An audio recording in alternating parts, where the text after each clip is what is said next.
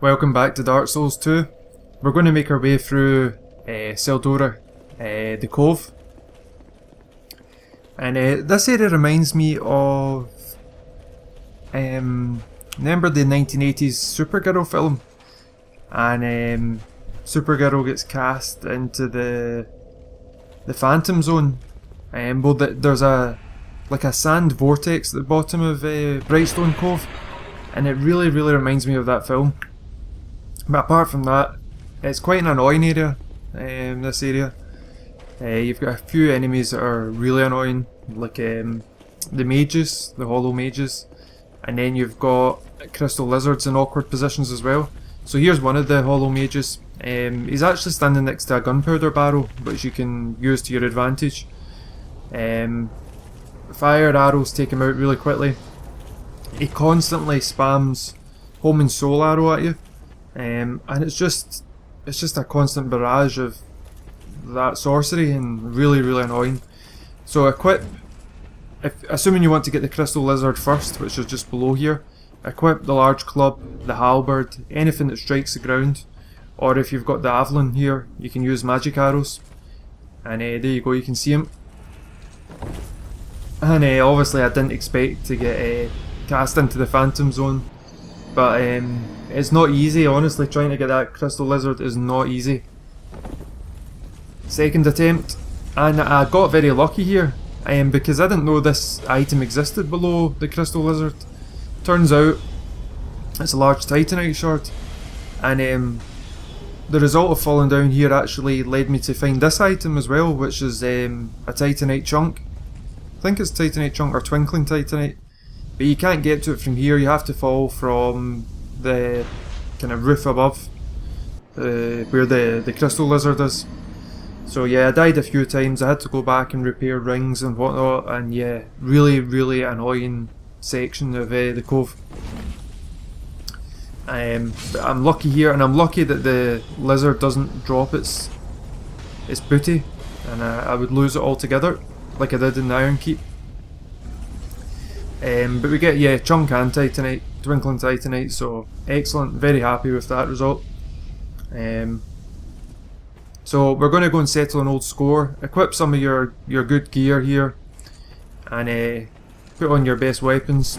There's another way to get here. You can get here by the zip lines down below, but we're going to finish Creighton and Pate's storyline. And for no other reason apart from the fact that I killed Creighton the last time, I'm going to take Pate out this time around. And it doesn't matter which one you kill. You can actually kill both of them, and what happens is that you get the other person's... I'll let him speak.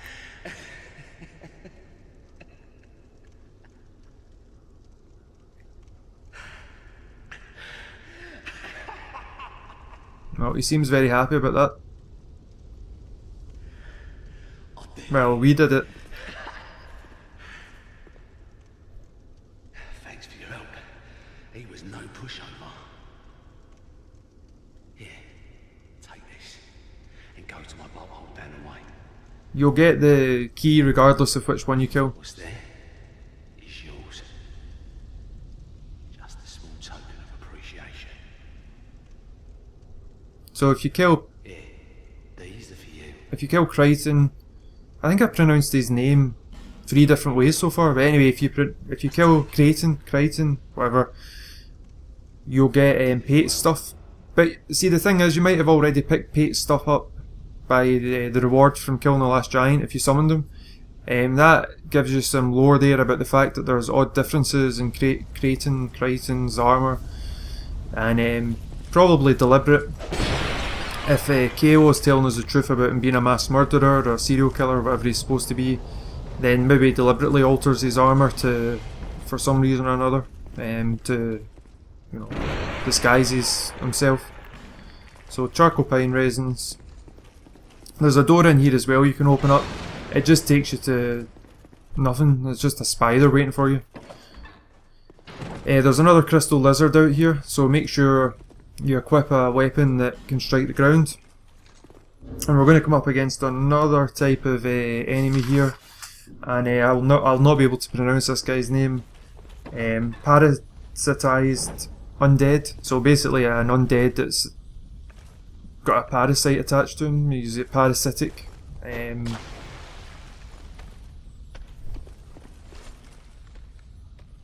So you can draw them in by using arrows or whatever. I'd recommend fighting them in here because if you fight them out there you'll lose the crystal lizard. I didn't want to close that door, nope. Human effigy, that's good.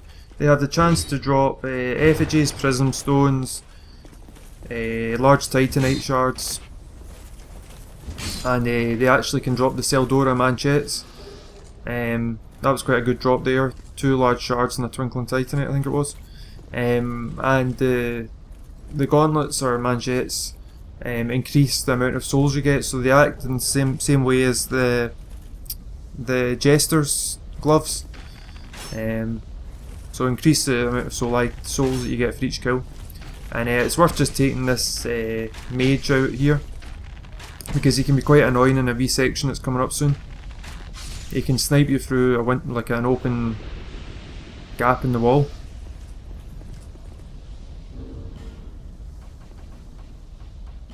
And there's something else about Pate, and yeah, you can kill both of them if you want to get both of their stuff. You can kill both of them, and if you've killed one of them already, either at Earthen Peak with Pate or at Huntsman's Copse with Creighton, you can the other one, whichever one is waiting there to greet you, will ask you for proof of death of the other one.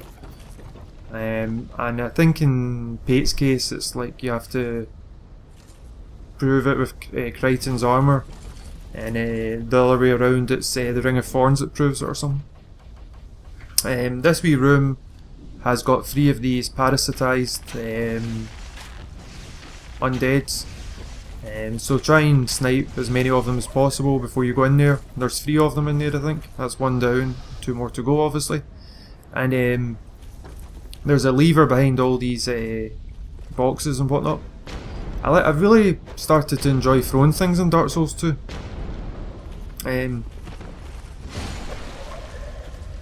Don't know, just enjoying it, especially around here. And discovered today that there's going to be DLC for Dark Souls 2. Something about the king's... I can't even remember, I'm not going to try. But the DLC, the clip looks interesting. It reminds me of the way that FromSoft have decided to tell the latter part of the story in Dark Souls 2. It reminds me of a sequence at the end. It's a really interesting way of telling a story basically, and it reminded me of that sequence at the end of the game. I've not completed the game yet, but I'm nearly there, not long to go. That's where the mage would have been, and he would have been spamming his home and soul arrow at you. So in here you pick up the Southern Ritual Band +1, which will give you 2 attunement slots. But yeah, the DLC looks good, and there's also a familiar mural in the DLC, and we'll talk about that mural later on. It's a dragon and his acolytes, and I'm sure most of you will recognise that description. It's quite a prominent mural later on in the game. That red crystal lizard is just a troll lizard basically. It's designed to chase after you and explode. So anyway, once you make your way around here and you come down into the main part of the cove, there's going to be a few sand basilisks, and these sand basilisks have the chance to petrify you. You'll also get a couple of these parasitic undead guys, the spider guys, coming out the ground. If you've got Triclops snake troches, you can actually increase your petrification resistance, if that's something you're worried about. Here we get Ricard's rapier, which is strange obviously, the fact a spider drops it, but there you go. And if you come up here, if you go up the stairs, it gives you a vantage point to pull a dark spirit. And the dark spirit's kind of waiting out there and to the left, you'll see him in a second. You get quite a lot of upgrade items in this area. I didn't realise at the time, but watching the video you definitely get a lot. That's just a sand basilisk below us. But yeah, you can see there he is, Dark Spirit, and he is what is he? He's an undead Dark Spirit peasant, and he's got the peasant gear on. So if you bait him, he usually makes his way towards you. Porcine peasant, porcine, yeah, pickaxe plus porcine shield, or porcine shield. He's got low poise. He's relatively easy to parry. He's got the pickaxe, and I don't know if you guys know, but trying to get that pickaxe is quite an interesting experience. You have to, if you go back to the bonfire at the beginning of Brightstone Cove, Tseldora, at the encampment, you know, you've got the pigs here, the boars. Sometimes 1 in 100 of those pigs will spawn a friendly boar, and that boar can be led down to a room down here, where he'll eat some mushrooms and dig up a pickaxe for you if you're desperate for one. Anyway, this guy isn't particularly difficult. 2,200 health points. He drops 2,900 souls. He can drop all the peasant gear, I believe, or some of it, plus 5. But yeah, quite an easy Dark Spirit to take on. Not as difficult as the one at Undead Purgatory. Did these people really get petrified, or is it just... I was led to believe, like in Dark Souls 1 and the sewers or whatever, with the basilisk down there, that it really is people getting petrified, but I don't know, it just seems hard to believe that people would get caught up, you know. But I suppose there's a lot of people playing Dark Souls, and you can imagine maybe if you get, you know, surrounded by enemies and you're not concentrating, you end up getting petrified somehow. But these sand basilisks, yeah, Triclops, snake, torches, or troches if you're worried about getting petrified. Another upgrade item. Should use a bonfire ascetic here. That's a shortcut between the lower bonfire in Brightstone Cove and this main area, and this is the kind of area that leads towards the boss area. So what happens is, well, we'll talk about that in a second because we've got one more thing to do here. We got the key from Creighton, the Tseldora Den key. The fools that venture into Tseldora, unaware of the ancient deeds that still haunt the cove, are transfigured into unspeakable malformations. And if you go up to that door and use the key, you'll get sandblasted in the face because there's like tons of sand sitting behind the door. So what to do is use a throwing knife or something and release it. But yeah, there was something else I was going to say about Dark Souls 2 as well. No, I've forgotten. But yeah, check out the clip of the DLC. I'll try and include a link, or try to remember to include a link to it. So we've got 2 chests in here. Go for the iron one first. And you'll get an interesting item in here. It's the engraved gauntlets.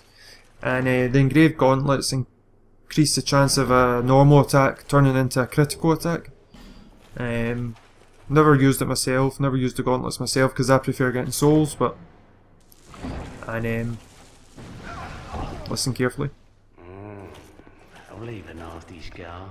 And it happens the other way around. If you've killed Creighton, and Pate's left, you'll hear Pate's sardonic tones telling you that, you know, it's going to leave a scar.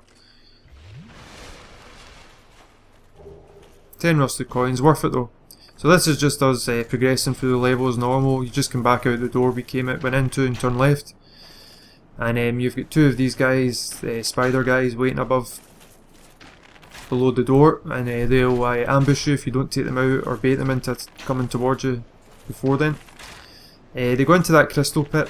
If you go into that crystal pit, it's going to damage you, so don't go in there. Take more arrows than I realised. Yeah, I'm going to look forward to coming through this area with the Avalon. Fully upgraded Avalon to take these mages out, to get some revenge on them. The amount of times I've died to these mages, or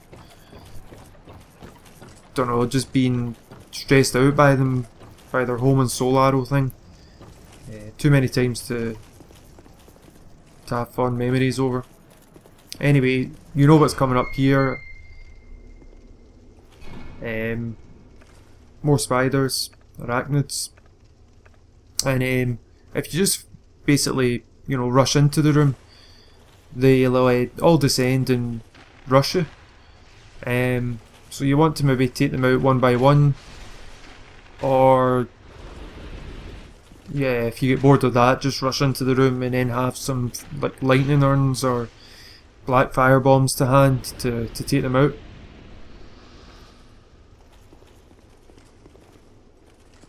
We're not going to finish up this area today. We'll do that in the next episode, and hopefully the next episode will be tomorrow, because I've already edited it all together, so it shouldn't be as long as I've been taking recently. And I apologise for the delay, and I tried to get one video out a day, but I've had a lot of things to do recently.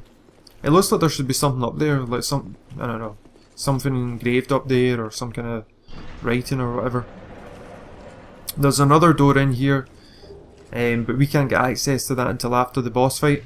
It's over to our left here, so we'll do that in the next episode. Yeah, that door behind there, and once you open this, you've got a spider guy waiting for you. They can actually, they have like this reflex and death, reflex attack. You'll see it, I think, yeah, there you go, you can see it there. Anyway, that's us finished for today. I hope this has been helpful, and we'll finish up with the boss in the next episode. Actually, we've got another part of the area to do. Thanks for watching.